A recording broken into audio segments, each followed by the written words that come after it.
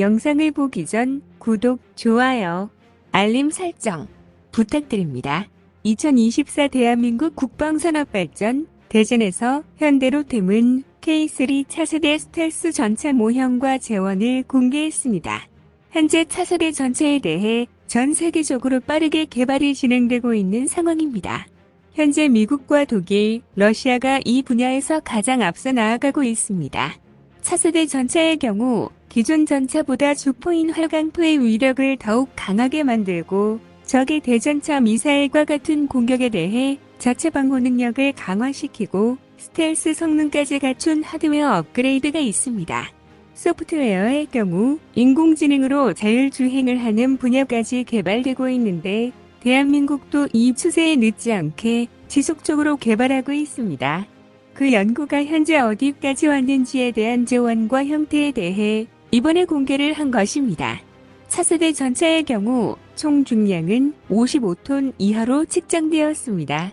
하드웨어적인 부분에서 가장 눈에 띄는 것은 외형인 스텔스 형상입니다. 진회색 도료로 칠해져 있는 스텔스 전차이며 설계 또한 스텔스 형상으로 만들어져 있습니다. 주포의 경우 130mm 활강포로 이루어져 있으며 대구 경탄을 탑재했습니다. 이는 독일의 차세대 주력 전차인 KF 슈난 판터와 같은 130mm 활강포를 탑재한 것입니다. K2 전차의 주포는 120mm 55구경인데 130mm 활강포를 채택할 경우 관통력이 약 50% 향상된다고 합니다. 그리고 구경 또한 커지게 되면서 대구 경탄을 사용하게 되는 것입니다.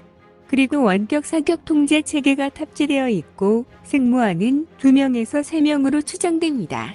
이 승무원들이 있는 승무원실은 경량 장갑으로 둘러싸여 있으며 교량형 능동 파괴 장치로 생존성 또한 강화시켰습니다. 원격 사격 통제 체계가 탑재되어 있는 만큼 전차 내부에서 360도 상황을 인식할 수 있게 되며 원격 무인화 시스템으로 사격하게 됩니다. 그리고 현대가 지금까지 지속적으로 제시해온 레이저건, 다목적 미사일 시스템을 부무장으로 장착한 것을 확인할 수 있습니다. 상부 주포 뒤쪽에 원격 통제로 조종이 가능한 레이저건과 다목적 미사일, 소형 드론, 능동 방어 장치 등이 장착되어 있습니다. 소형 드론의 경우 정찰용 드론로 전차 승무원들이 내부에서 숨어있는 적을 확인할 수 있는 기능까지 있습니다. 엔진의 경우 하이브리드 동력 장치를 사용하여 마력과 연비가 더욱 좋아졌으며 궤도의 경우 밴드형을 장착하여 기동성을 강화시켰습니다. 그리고 이 밴드형 궤도의 경우 고무 재질로 만들어 경량화를 시켰고 이로 인해 기동성까지 강화되는 이점이 있습니다. 대한민국의 차세대 전차는 이렇게 진행되고 있습니다. 차세대 전차 분야에서 가장 앞서 나아가고 있는 미국의 경우 에이브럼스 X라는 명칭을 가지고 있습니다. 이 에이브럼스 X는 RS6 프로텍터 RCWS를 무인 포탑에 장착하고 있습니다. RS6의 경우 30mm 체인건을 장착하고 있는데 이는 무장헬기의 기관포와 화력이 비슷합니다. 그리고 부무장으로 7.62mm 공축기관총을 장착하고 있고 대전차 유도 무기 등을 통합 구상할 수 있습니다. 독일의 경우 7.62mm RMG를 100% 자동으로 운용할 수 있는 RCWS를 탑재 적용했으며 포탑 후방부에는 자폭형 무인기를 탑재하여 적을 공격할 수 있는 히어로 1, 2형을 선택하여 탑재했습니다. 즉 4세대 전차의 경우 스텔스 외형을 가지고 있으며 전열 화학포 또는 레일건 그리고 능동 방호 체계의 기술을 탑재한 것입니다. 필수는 아니지만 일부는 무인 포탑을 탑재하는 것도 정했습니다. 하지만 아직 4세대 전차에 대한 정확한 정의가 잡혀있지 않은 상태라서 재원이 계속 바뀔 수 있습니다. 후의 구경은 120mm나 125mm 활강포보다 더 커질 가능성이 있으며 러시아의 경우 152mm 활강포를 개발할 예정이라고 합니다.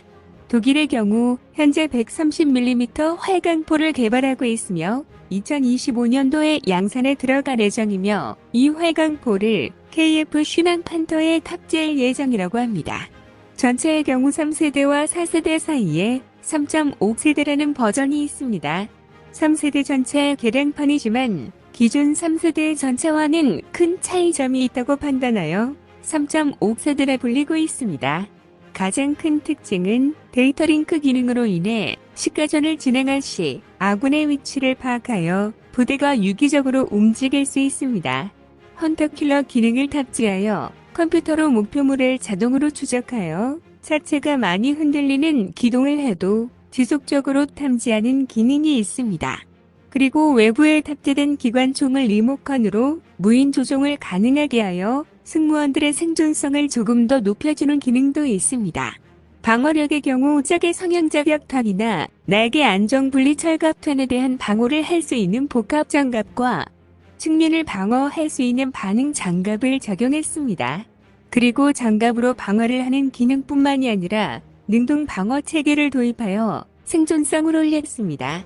하드킬 장비는 모든 전차가 장착된 것은 아니지만 소프트킬 장비의 경우 필수적으로 착용하고 있는 상태입니다. 3.5세대에 해당하는 전차의 경우 대한민국의 K2, 흑표, K1A2, K1E1, 미국의 M1A2, 독일의 레오파르트 2A6, 프랑스의 르클레르 전차, 영국의 챌린저2, 챌린저3가 있습니다. 3세대 전차의 경우 1970년대부터 개발이 진행되었습니다. 당시 대전차 미사일과 성형 저격탄의 개발이 빠르게 이루어졌고 이 때문에 전차 무용론까지 나올 정도였습니다. 그래서 이런 충격에 대비하고자 대전차 미사일을 버텨낼 수 있는 방어력 강화에 집중했습니다. 3세대 전차의 기본 조건은 복합 장갑입니다. 이를 장착한 전차를 3세대로 불렸는데 이 장갑을 탑재하게 되면 무게가 급격하게 증가됐습니다. 그래서 무게를 극복하기 위해 엔진의 기술이 발달하여 전차 엔진의 마력도 큰 상승을 보여주었습니다. 그리고 열 영상 장비의 탑재를 포함하여 다양한 센서들을 통합하고 디지털 탄도 계산기를 도입해 매우 정밀한 FCS를 갖추는 것, 복합 장갑을 도입하여 높은 방어력을 보여주는 것. 이것이 3세대 전차의 특징입니다. 대표적인 전차는 대한민국의 K1 전차, 독일의 레오파르트 2, 미국의 M1 에이브람스, 영국의 챌린저 1이 있습니다. 이처럼 전차는 지속적인 개발이 진행되면서 수많은 기술이 탑재되고 그에 따른 분류법이 만들어지고 있습니다. 현재 K3 전차의 경우 아직 정확하게 정해지지 않은 5세대를 향해서 나아가고 있습니다.